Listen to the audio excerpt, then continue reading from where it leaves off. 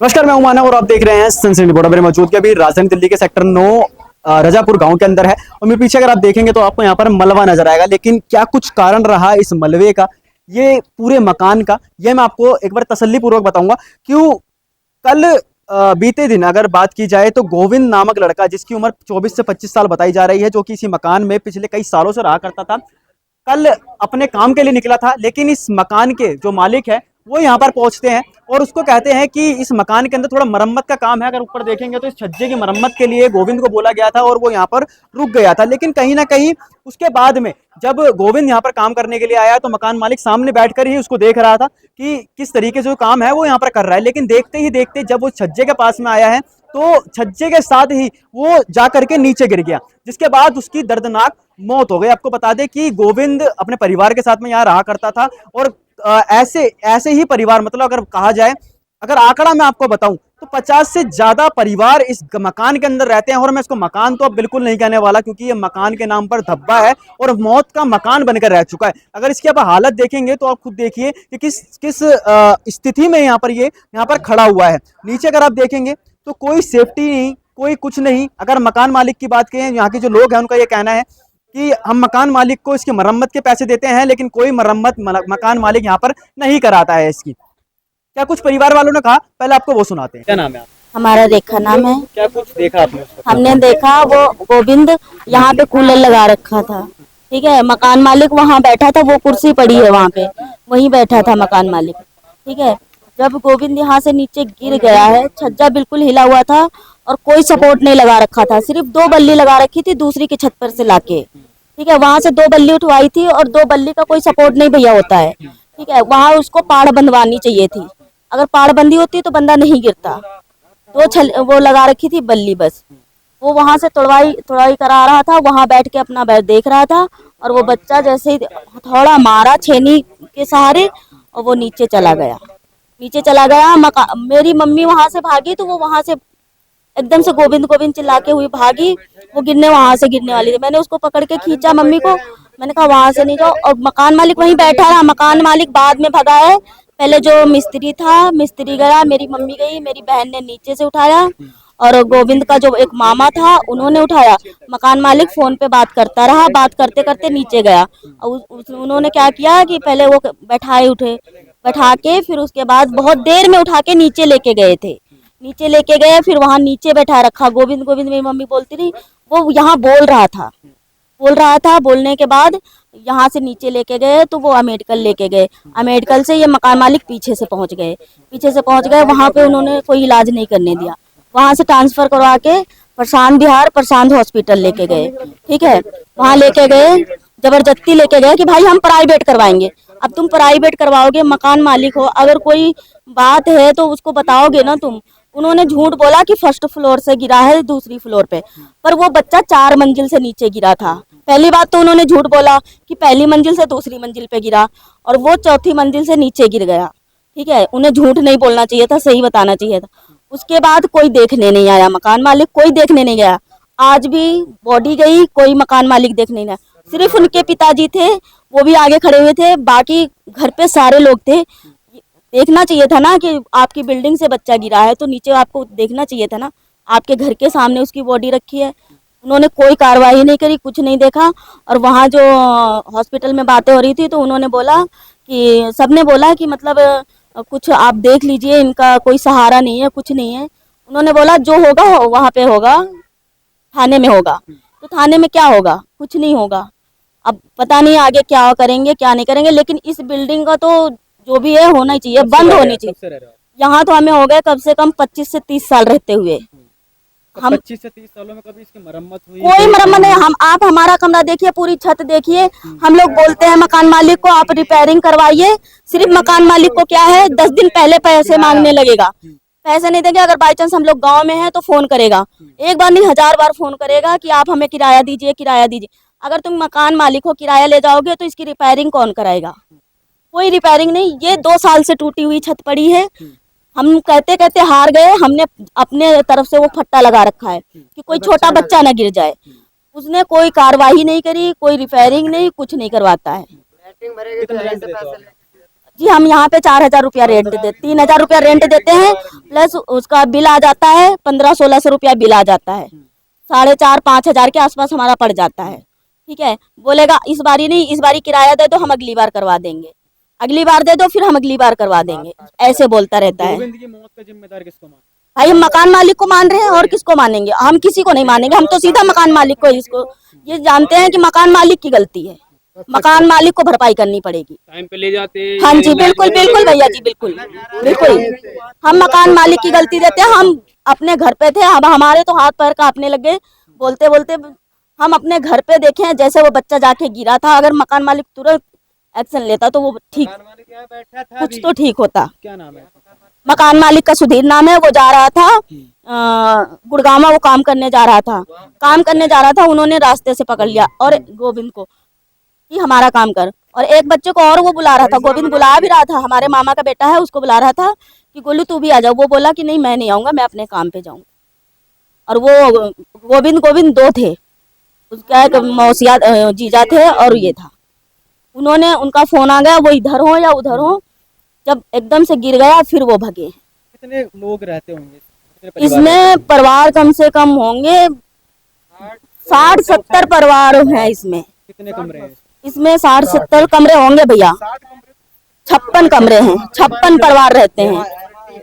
हाँ जी, परिवार के सर पे दाव लगा हुआ है, कब क्या हो जाएगा कोई पता नहीं। हाँ जी, हाँ जी बिल्कुल, लोग खाली भी कर रहे हैं अब। हाँ जी बिल्कुल खाली करेंगे। अब वो मकान मालिक आज बोल के गया आप खाली कर दो, जब ये घटना हो गई है। पहले कभी नहीं बोला कि आप, हाँ जी सबको बोल दिया कि हमारी बिल्डिंग खाली कर दो।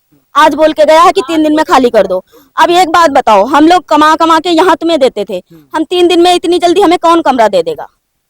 कोई नहीं देगा। और जो सुन रहा है कि खंडाला से लोग आ रहे हैं तो वो मना कर देते, भाई हमें नहीं, हमने कमरा नहीं देना है। हम आज पूरे दिन से ढूंढ ही रहे हैं कमरा, 3 दिन में हम कहाँ जाएंगे बताओ? तो जो भी है कार्रवाई होनी चाहिए। उसकी तरफ से अब तक क्या कुछ action? नहीं अभी कुछ भी नहीं है, कोई एक्शन नहीं है, कोई एक्शन नहीं है।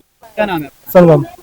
क्या कुछ उस वक्त हुआ? कितनी चोट उसको आई थी? चोट उसके सर में 3-4 जगह चोट आई थी, जिसमें से डॉक्टर ने एक ही जगह देखा उसके सर पे। जहाँ तक जब तक यहाँ प्राइवेट में लेकर गए तो उसको एक ही जगह देखा, यही टाके लगाए, बाकी जगह उसको मतलब देखा ही नहीं। उसके बाद उसको तुरंत एक्सरे के लिए भेज दिया।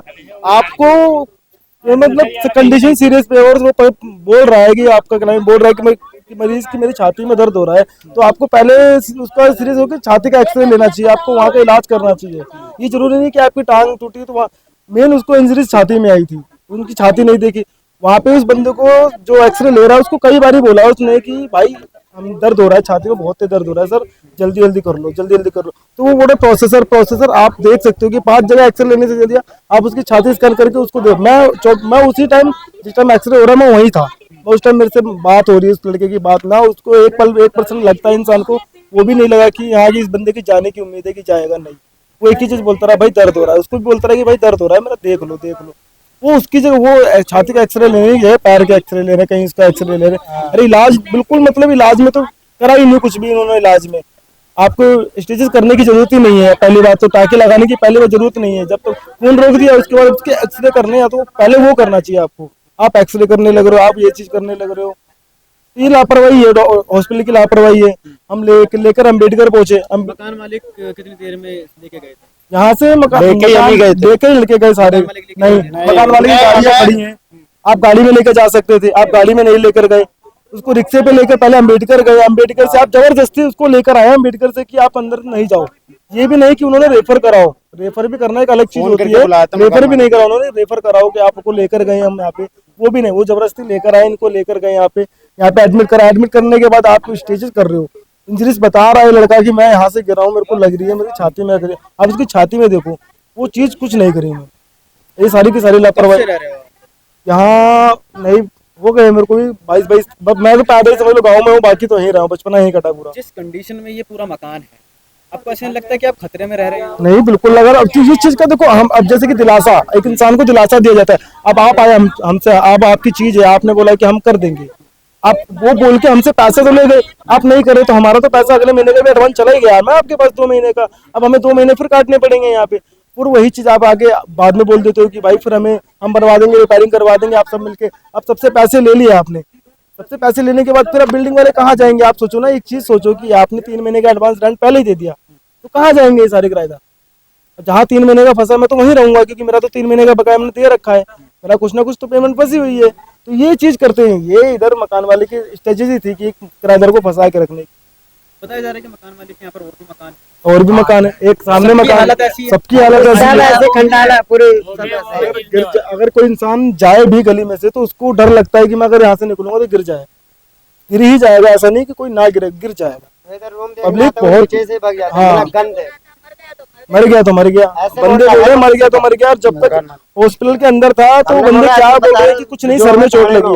अरे सर में चोट लगी, देखने दो, उससे बात करने दो। इंसान फैमिली को पहले दिलासा चाहिए होता है कि बच्चा क्या हो गया उसके, तुम उसके मिलने, तुम बोल रहे हो झूठ झूठ सबको बोल रहे हो कुछ नहीं हुआ, हाथ पैर में लगी। अरे पैर में लगी है, तीसरी मंजिल चौथी मंजिल से कोई इंसान गिरता है तो उसकी थोड़ी चोट आएगी, चोट आती है तो काफी गंभीर आती है। और उसकी देखा नहीं, देख रेख नहीं करी हॉस्पिटल, आप प्राइवेट लेकर गए हो।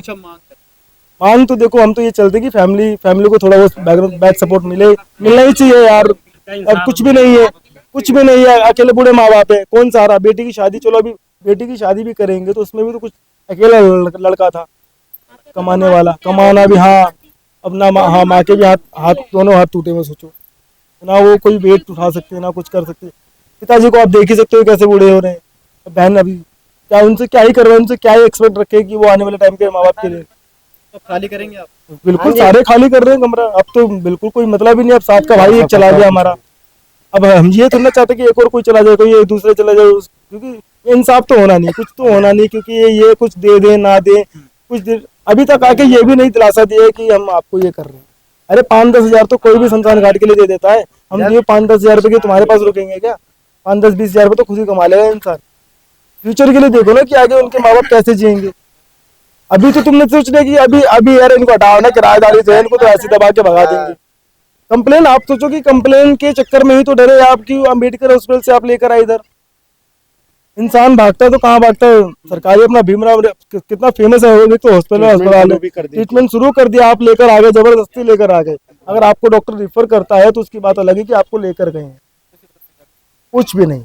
कुछ कंप्लेन ही कहाँ लिखी? हाँ, हमारी कंप्लेन दूसरे साथ की कंप्लेन की है हमने, पीसीआर यहाँ आई ही नहीं है।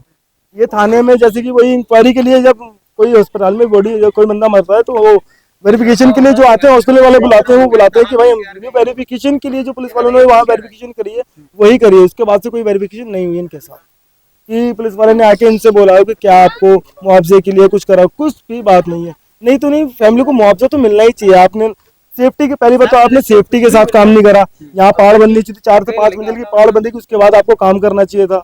अब इतने पढ़े लिखे तो यही प्रधान के लोंडे हो आप, इतने बड़े बड़े तुमने काम करे, नेतागिरी में तुम आ रहे हो, तुम्हें ये भी नहीं पता कि सेफ्टी के साथ काम करना चाहिए। पहले कोई डिपार्टमेंट आकर के देख के नहीं जाते इन मकानों?